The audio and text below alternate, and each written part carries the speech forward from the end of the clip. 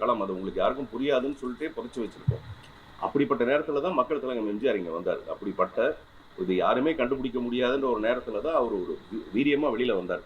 But இந்த சூழல் வந்து இப்போ அப்படி இல்லைன்றாங்க. நான் யார் உள்ளே வந்தாலும் அவங்கள நான் வரவேற்கிறேன். ஜென்ரலாக நல்லது தானே. யாராவது ஒருத்தர் தனியாக ஓடி போய் ஃபர்ஸ்ட் ப்ரைஸ் வாங்குறதுக்கு பதிலாக ஒரு பெரிய கூட்டம் ஓடணும். அப்போ தான் நமக்கு பார்க்குறவங்களுக்கே ரொம்ப இன்ட்ரெஸ்டிங்காக இருக்கும்னு. பட் அதனால் எல்லாரும் என்ன சொல்லுவாங்க, நான் ஏதோ ஆளுங்கட்சிக்கு எதிரானவன்னு சொல்லுவாங்க. அப்படிலாம் எதுவுமே கிடையாது. இங்கே போட்டி வந்து பயங்கரமாக இருந்தால் தான் வெற்றி வந்து நியாயமாக இருக்குன்றது என்னுடைய ஃபீலிங்.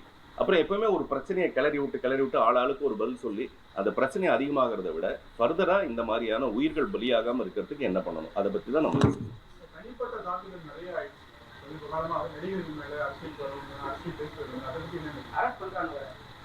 நீங்க நான் சாதாரணமா ஏதாவது ஒரு போஸ்ட் நான் ரெகுலரா சோசியல் மீடியால எல்லாத்துக்கும் ஒரு பதில் போடுறேன்.